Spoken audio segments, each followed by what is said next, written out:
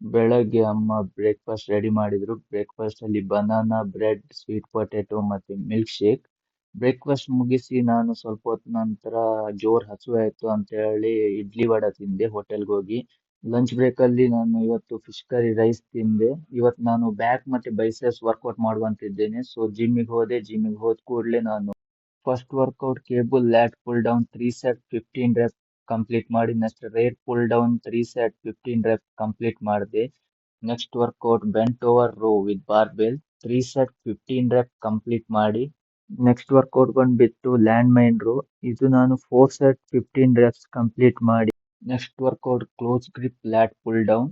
ಇದು 3 set 15 rep complete ಮಾಡಿ. ನಂತರ seated close grip cable row 3 set 12 rep complete ಮಾಡಿ ಲ್ಯಾಟ್ ವರ್ಕೌಟ್ ಕಂಪ್ಲೀಟ್ ಮಾಡಿದೆ. ನಂತರ ಬೈಸೆಪ್ಸ್ ವರ್ಕೌಟಿಗೆ straight bar biceps curl perform ಮಾಡಿದೆ 3 ಸೆಟ್ 15. ತುಂಬಾ ಸುಸ್ತಾಗಿತ್ತು ಲ್ಯಾಟ್ ವರ್ಕೌಟ್ ಮಾಡಿ. ಸೊ ನನ್ನ ಜಿಮ್ ಪಾರ್ಟ್ನರ್ ಹತ್ರ ಸ್ವಲ್ಪ ಹೆಲ್ಪ್ ತಗೊಂಡೆ. Next workout standing dumbbell biceps curl 3 set 15 rep perform ಮಾಡಿ ಇವತ್ತಿನ ವರ್ಕೌಟ್ ಫಿನಿಶ್ ಆಯಿತು. ನನ್ನ ಲಾಸ್ಟ್ ವಿಡಿಯೋಗೆ ತುಂಬಾನೇ ಸಪೋರ್ಟ್ ಮಾಡಿದ್ರಿ. ಹೀಗೇನೆ ಸಪೋರ್ಟ್ ಮಾಡ್ತೀರಿ. See you next time.